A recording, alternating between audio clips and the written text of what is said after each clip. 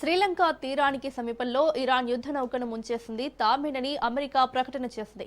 తమ సబ్మరీన్ దాడి కారణంగానే ఆ నౌక మునిగిపోయిందని అమెరికా రక్షణ మంత్రి పీట్ హెగ్సెత్ వెల్లడించారు.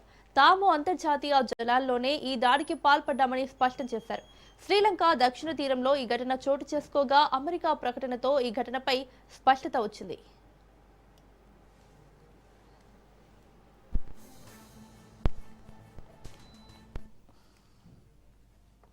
మునిగిపోయిన నౌకను ఇరాన్కు చెందిన ఐరిస్ దేనాగా గుర్తించారు. ఇందులో దాదాపు 180 మంది సిబ్బంది ఉన్నట్లు సమాచారం. ఉదయం 6 నుంచి 7 గంటల ప్రాంతంలో ఈ నౌక నుంచి ప్రమాద సంకేతాలు అందడంతో శ్రీలంక నావికాదళం, వాయుసేన వెంటనే అప్రమత్తమయ్యాయి. హుటాహుట్న ఘటనా స్థలానికి చేరుకుని సహాయక చర్యలు చేపట్టాయి. ఇప్పటి వరకు 32 మందిని రక్షించి గాలేలోని ప్రభుత్వ ఆసుపత్రికి తరలించారు. ఘటనా స్థలంలో కేవలం నీటిపై చమురు తెట్టు తేలుతూ కనిపిస్తోందని, నౌక పూర్తిగా మునిగిపోయినట్లు అధికారులు తెలిపారు.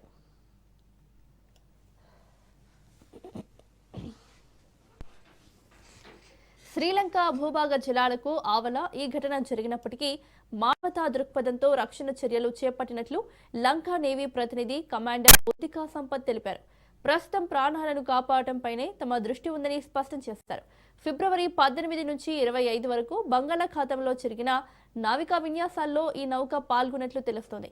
సముద్రంలో కొన్ని మృతదేహాలను గుర్తించామని, గాలింపు చర్యలు ముమ్మరంగా సాగుతున్నాయని అధికారులు పేర్కొన్నారు.